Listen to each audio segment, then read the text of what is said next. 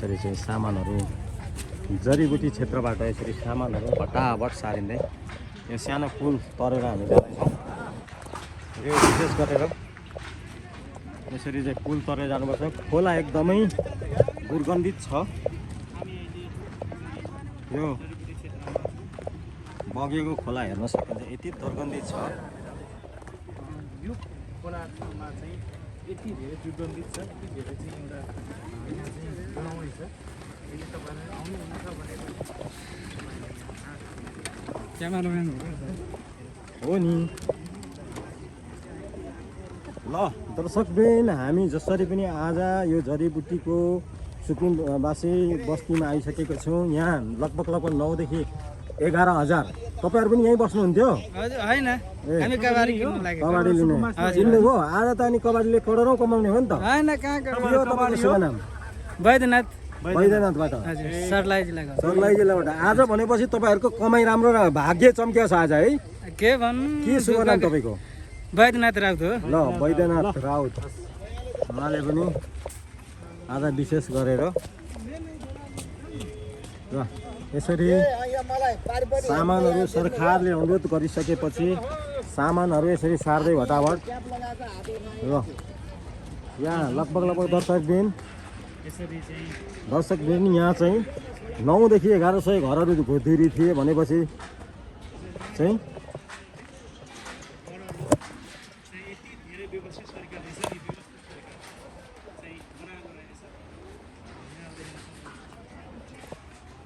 विशेष हेर्नुहोस् ल, सुरक्षितसँगले सरकारले मापदण्ड लिइसकेपछि खोलाको वरिपरि आवास निर्माणहरू नगर्ने भनिसकेपछि यसरी सर्दै हुनुहुन्छ।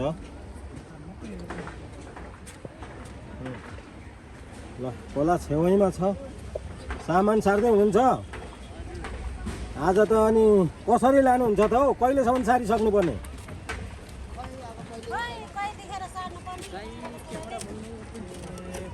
ल लाँदै हुनुहुन्छ सामान भट्टाभट यसरी सार्दै हुनुहुन्छ।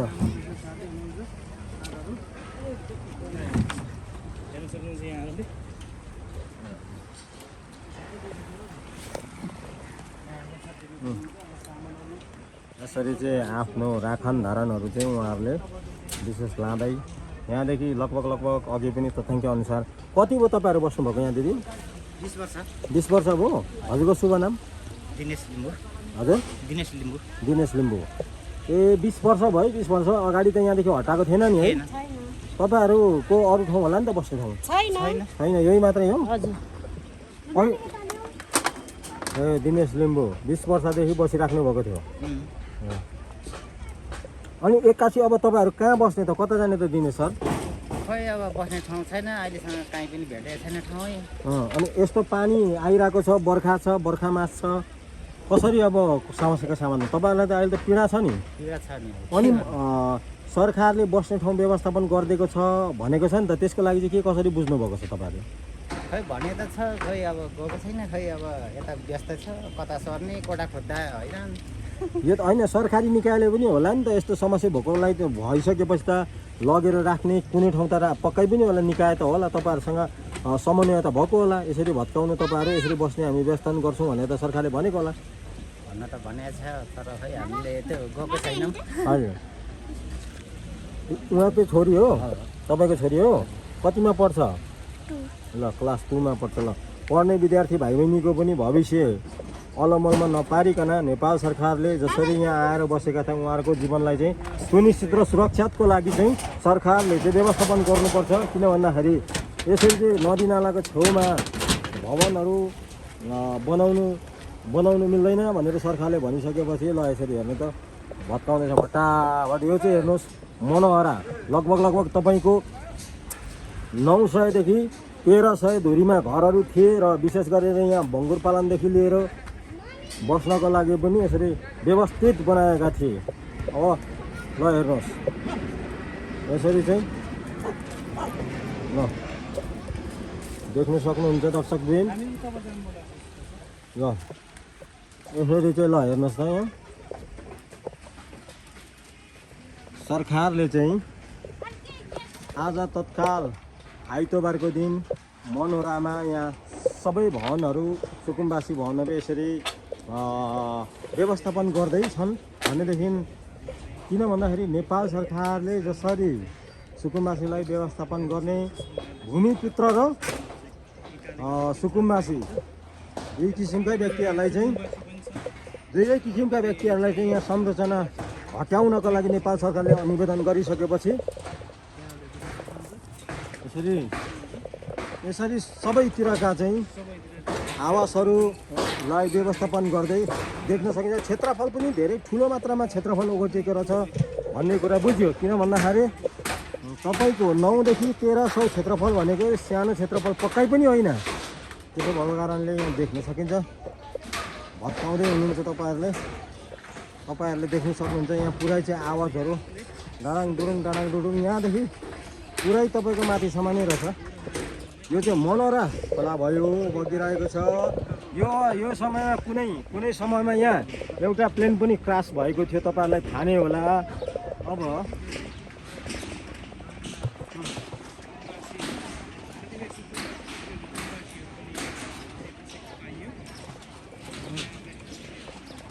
ल खेतीपाती पनि गरेको देख्न सकिन्छ।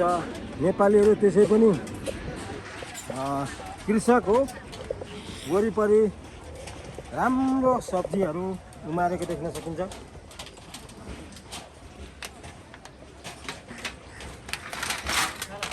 अनि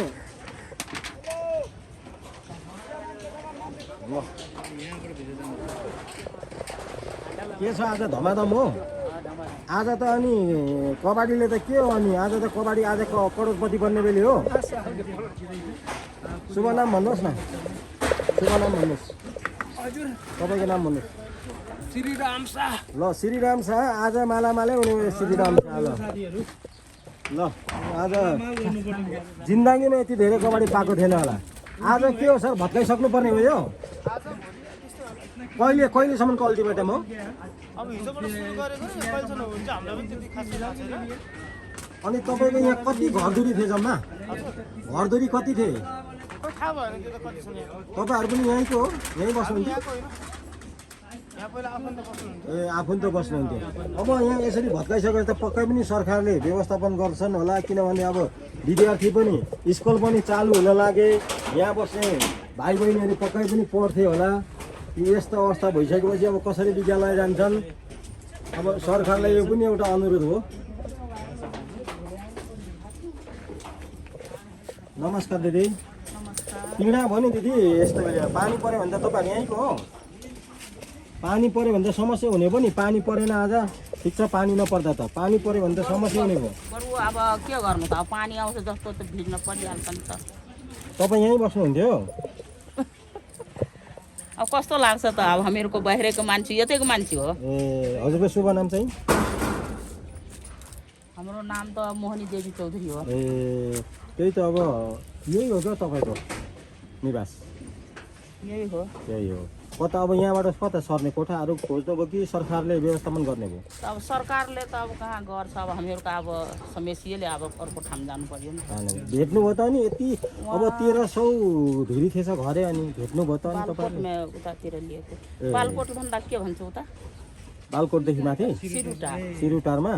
ए किन्ने भएको कि भाडामा? अब कहाँ जग्गा किनेर अब त बस्न त हामीहरूको क्षमता छैन, त भाडामा। भाडामा कति वर्षदेखि यहाँ बसिराख्नु भएको थियो हजुर? हामीहरूको जहिलेदेखि यहाँ मान्छे बस्यो नि त। हजुर हजुर। पहिलेदेखि बस्यो। कसरी आउनुभयो यहाँ चाहिँ, कसरी थाहा भयो? मान्छे आफ्नै मान्छे कोही बस्नुहुन्थ्यो? होइन, हामीहरूको त अब यतै बस्थ्यो, ठिमीमा बस्थ्यो क्या। हजुर हजुर। अनि ठिमीमा बस्थ्यो, अनि हाम्रो बुढो सिसाको काम गर्थ्यो, हजुर लेबर कुल्ली। हजुर हजुर। अनि मान्छेहरू त्यस्तो टस बनाएको बाँस लिएर घेरियो त त्यस्तै बनायो। ए भनेपछि अहिलेको तत्काल चाहिँ बस्न खानकै समस्या भयो नि तपाईँहरूलाई? अरू कुरा अब हामीहरूको पैसा हुन्थ्यो त, अब पुँजी हुन्थ्यो त जग्गा लिएर बस्थ्यो नि त। हजुर। अब नेपाल सरकारलाई तपाईँले तत्काल के अनुरोध गर्नुहुन्छ? किन भन्दाखेरि तपाईँहरू बसिरहेको ठाउँमा 20 वर्षदेखि बसेको ठाउँमा चाहिँ अब सुकुम्बासी बस्तीलाई चाहिँ एउटा व्यवस्थापन गर्ने भनेर नेपाल सरकारले तपाईँहरूलाई व्यवस्थापन गर्दै हुनुहुन्छ। अब नेपाल सरकारले के भन्न चाहनुहुन्छ बालेन सरकारलाई? अब के भन्नु त, अब अब के भन्नु अब त अब जानेर उजारेको हामीहरूको जानेर भगाएको त हामीहरूको अब के भन्न सक्छु र भोट चाहिँ केमा हाल्नु भएको थियो नटारी भन्नु अब भोट त अब उसैकोमा दिन्थ्यो अब कसैमा दिन्थ्यो यसपालि म भोट खसाएको छैन यस्तो भयो गाउँ गएको थियो म कुन ठाउँ गाउँ चाहिँ भन्नुभयो हाम्रो सप्तरी जिल्ला हो सप्तरी जिल्ला वडा नम्बर कति हो तपाईँको सप्तरीमा हजुर हजुर सप्तरीमा त एकमा छ सप्तरी तर भोट लिस्ट यहीँ थियो म घरमा थियो कि भोट खसाएन ए भोट लिस्ट यहीँ थियो यही छ हामीहरूको भोट ए लिस्ट ल धन्यवाद तपाईँसँग समय र संवादको लागि धन्यवाद हस् नमस्कार दिदी यो के हो यस्तो यस्तो के भयो यस्तो ल हेर्नुहोस् किन भन्दाखेरि यहाँ भिडियो बनाउँदाखेरि उहाँहरूले भन्दै हुनुहुन्छ नखिच्नु है नखिच्नु पनि भन्दै हुनुहुन्छ तर जनताले थाहा पाउनुपर्छ के भन्दाखेरि अवस्थित ठाउँमा सरकारले सरकारी मापदण्डभन्दा पर रहेर निर्माण गर्दाखेरि यो आर्थिक क्षति पनि त हो नि हेर्नुहोस् त कति यसरी बस्नु भएको छ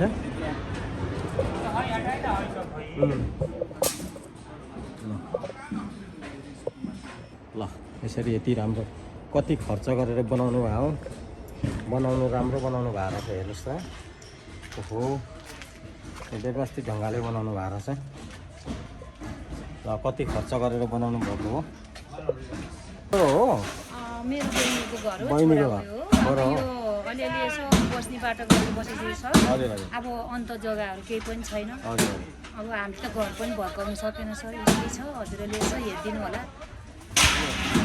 घर भत्काउने अवस्थामा पनि भएन तपाईँहरू हाम्रो भएन सर केहीमा नि भएन हाम्रो अन्त पनि जग्गा छैन यति हो कति वर्षदेखि बस्दै हुनुहुन्छ तपाईँहरू कति वर्ष भयो बाबु 22 वर्ष भने कति भयो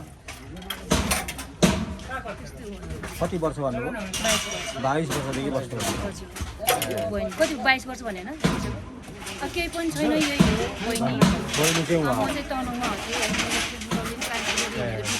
बाबु 3 वर्षको हुँदा ऊ नाकमा हिर्का नाक मऱ्यो भनेर कसले हिर्काएको कहिले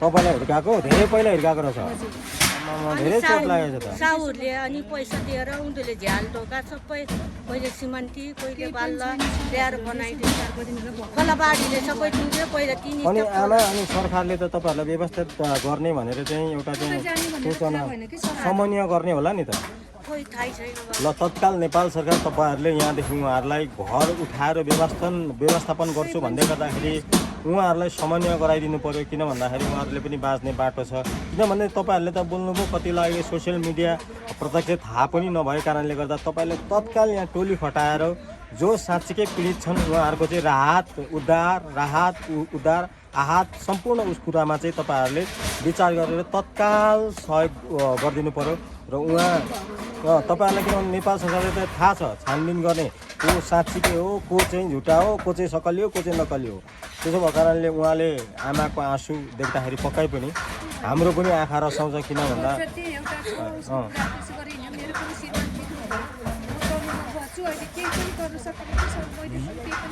यो भिडियो चाहिँ संसारभरि रहेका सम्पूर्ण मानवहरूकै निमित्त बनेको हो किन भन्दाखेरि आँसु त्यत्तिकै झर्दैन किन भन्दाखेरि उहाँहरूले पनि पक्कै पनि निकै दुःख गरेर संरचना बनाएको होला यी संरचनाहरू अहिले भत्काउने अवस्था पनि छैन भनिरहेको अवस्थामा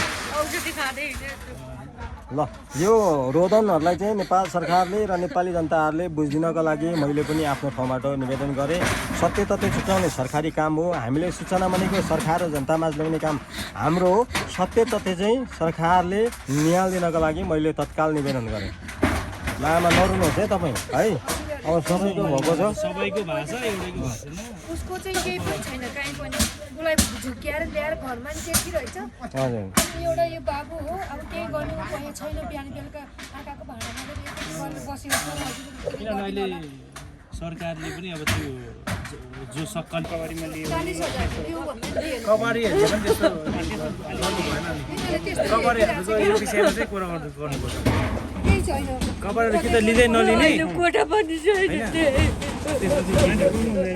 रुनु हुँदैन नरुनु सामान रुनु हुँदैन सरकारले केही व्यवस्था गरिदिनु व्यवस्था गरिदिन्छ त्यो नरुनु रुनु हुँदैन अब कोबाट यहाँ 40,000 दियो भन्दा 8 लाख 50 पनि तिनीहरूले दिएको छन् उनीहरै हो यसरी चाहिँ अब हार्दैछ, यसलाई पनि थाहा भइसक्यो कि अब यहाँले सर्नुपर्छ भन्ने कुरा सरकारले चाहिँ जारी गरे अनुसार उहाँले धमाधम भत्काउन थालिरहेको छ भाइहरूले।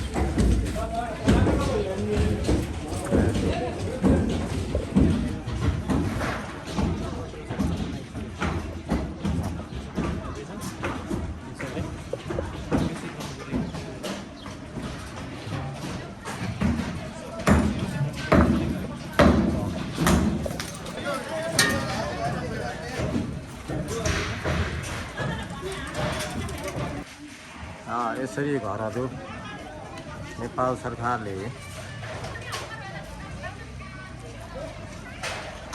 अर्डर गरे अनुसार यहाँ तत्कालै सरिसकेको छ।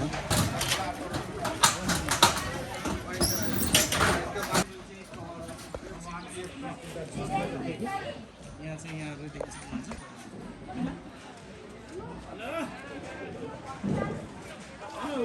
क्षेत्रमा 9 देखि 1100 घरहरू बनिराख्दाखेरि यहाँ अहिले मात्रै 10 देखि 13,000 सम्मका जनसङ्ख्याहरू छन् अहिले।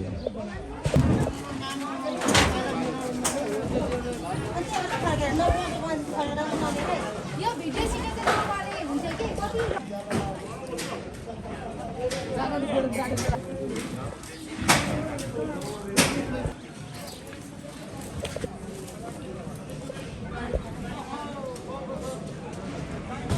यसरी तैनात नेपाल प्रहरीहरू पनि सहयोगमा खटिनु भएको छ।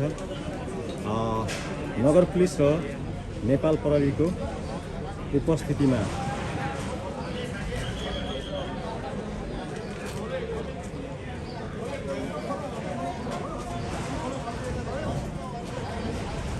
अब डोजर आउँदैछ, हेर्नुहोस् है, अब डोजर आउँदैछ। यसरी डोजर आइसकेको छ, हेर्नुहोस्। कागेश्वरी स्थित सुकुम्बासी आवास क्षेत्रमा अब डोजर तिरिसकेको छ। नेपाल प्रहरी, नगर प्रहरी र देख्न सक्नुहुन्छ तैनात